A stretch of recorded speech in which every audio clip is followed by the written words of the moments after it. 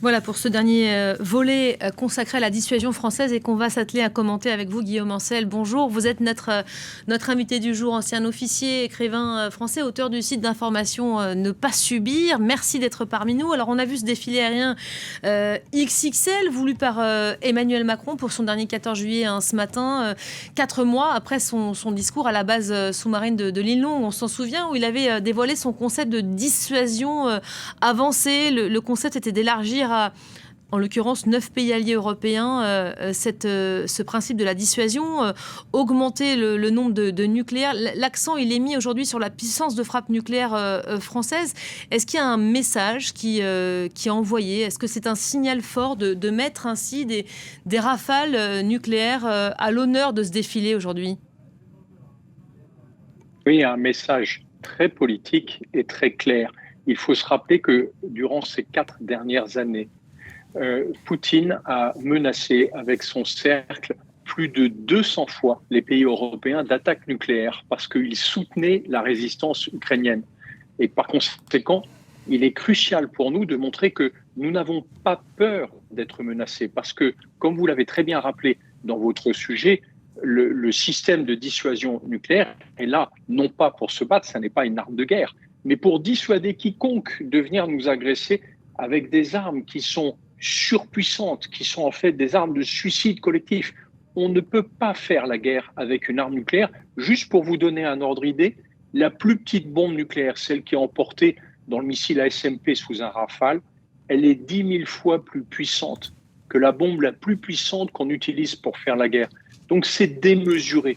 Et c'est pour ça que la France voulait montrer, alors qu'elle est avec la coalition des volontaires, 37 pays qui veulent soutenir l'Ukraine, que nous avions de quoi dissuader les empires menaçants, comme le sont aujourd'hui la Russie de Poutine, comme pourrait malheureusement l'être un jour peut-être les États-Unis avec un président comme Donald Trump, de dire nous ne craignons pas d'être menacés.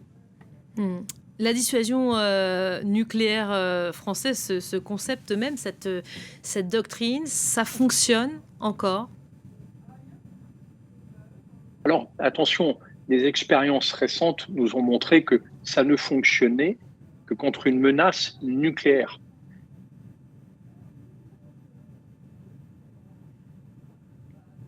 Alors, on a perdu Guillaume Ancel, qui nous disait que la doctrine française, qui repose donc sur ce principe même de faire peur à l'ennemi dans l'idée et dans l'objectif qu'il ne nous attaque pas aujourd'hui. Vous nous disiez, ça fonctionne si on est menacé nous-mêmes par une puissance nucléaire. C'est ça que vous nous disiez. Tout à fait. Ça ne fonctionne que contre une menace nucléaire. On a l'exemple d'Israël qui dispose d'une trentaine d'armes nucléaires. Même ce fou de Netanyahou n'aurait jamais utilisé une arme nucléaire pour riposter contre l'Iran qui a lancé des volées de missiles classiques avec des bombes contre Israël. Pourquoi? Parce qu'il aurait fait des millions de morts. C'est insupportable. Et donc, on voit bien qu'on ne peut pas utiliser, contrairement à ce que raconte le Rassemblement national en France, une arme nucléaire pour stopper une agression classique. Personne n'imaginerait qu'on est prêt à suicider la France pour stopper une agression, par exemple, de chars russes dans un pays balte, ou même d'ailleurs si c'était à la frontière de la France. Donc la dissuasion nucléaire, ça ne fonctionne que face à une menace nucléaire. Et c'est pour ça qu'en plus de la dissuasion nucléaire, il faut disposer d'armées conventionnelles, classiques, fortes, pour pouvoir dissuader d'une attaque classique. On ne dissuade pas d'une attaque de haute intensité classique avec une arme nucléaire. Un mot peut-être de l'évolution de la doctrine voulue et initiée par Emmanuel Macron il y a quelques mois. L'idée même de proposer cette dissuasion avancée. Alors j'avais dit ouverte, la ministre des Armées Catherine Vautrin m'avait reprise. Non, on n'ouvre pas du tout la dissuasion nucléaire. Enfin, on fait quand même rentrer dans le cercle 9 États. Aujourd'hui, l'idée c'est quoi derrière ? Bien sûr, vous avez raison, on chemine progressivement, mais vers un sujet, vous savez, qui est central pour la défense de l'Europe. C'est qu'en réalité, si les pays européens unissaient leur armée, ils auraient immédiatement la deuxième armée du monde. Je rappelle ce que disait Donald Tusk, le dirigeant polonais, au début de la guerre en Ukraine. Est-ce que c'est normal que 450 millions d'Européens demande à 300 millions d'Américains de nous protéger contre 150 millions de Russes. Donc le sujet, il est la taille de notre défense. Or, aujourd'hui, chaque pays, même la France, qui est l'armée la plus puissante d'Europe, n'est qu'une puissance moyenne. Alors que si on s'assemblait, on aurait immédiatement la deuxième armée du monde. Et ce sujet vaut pour le nucléaire aussi. L'arme de dissuasion nucléaire coûte extrêmement cher. Et si en réalité on voulait la faire évoluer plus, il faudrait s'associer avec plusieurs pays européens. Mais ça veut dire qu'on aurait une seule autorité politique et qu'il faudrait enfin construire un début d'États-Unis d'Europe.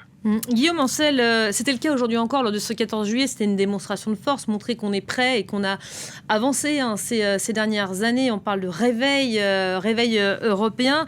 C'est vrai que nos gouvernements s'attellent à vanter en ce moment les progrès faits en matière de réarmement. C'était le cas au sommet de l'OTAN à Ankara la semaine dernière. Catherine Vautrin nous expliquait dans un long entretien tous les efforts mis sur la table, la réactualisation de la loi de programmation militaire. C'est sûr qu'on a avancé, mais sans cette union des forces, ça ne fonctionnera pas, ça ne sera pas suffisant. Non, on est au milieu du gué. C'est-à-dire que les pays européens ont tous pris conscience que nous étions menacés, et notamment aujourd'hui par la Russie de Poutine. Mais le fait que nous sachions coopérer ensemble nous rend beaucoup moins puissants que si nous n'avions qu'une seule armée. Je vais prendre l'exemple inverse. Aujourd'hui, l'armée la plus puissante du monde, c'est l'armée américaine, sans aucun conteste. Mais si les États-Unis avaient 50 armées différentes, parce qu'ils ont 50 États, et je ne compte pas le Canada, eh bien tout le monde se moquerait de l'armée du Michigan qui ne serait pas équipée de la même manière que l'armée du Texas ou de l'Ohio qui ne voudrait pas intervenir avec les Texans. En fait, c'est la situation dans laquelle nous sommes. Notre fragilité aujourd'hui en termes de défense vient du fait qu'on a 27 pièces de puzzle, 32 au sein de l'OTAN, qui en plus s'emboîtent pas très bien ensemble. Alors que si on faisait une armée commune, nous aurions la deuxième armée du monde et ce serait à nous de donner des leçons aux uns et aux autres pour arrêter de nous emmerder comme la Russie de Poutine aujourd'hui. On voit bien que Poutine espérait disloquer l'Union européenne, espérait disloquer cet effort de défense. Il est arrivé exactement au contraire de ce qu'il voulait faire. Et ça, il faut reconnaître que la France et la Grande-Bretagne ont joué un rôle clé pour mobiliser les autres pays européens. C'est pour ça qu'aujourd'hui, une partie de la coalition des volontaires, 37 pays unis pour soutenir la résistance ukrainienne, défilait pour le 14 juillet en même temps qu'une unité ukrainienne. Merci beaucoup Guillaume Ancel, merci d'avoir été notre invité pour commenter et décrypter donc le 5e et dernier volet de notre série La France se prépare, fait à l'occasion donc de ces festivités du 14 juillet, un peu particulières cette année, vous l'aurez compris. Merci à vous.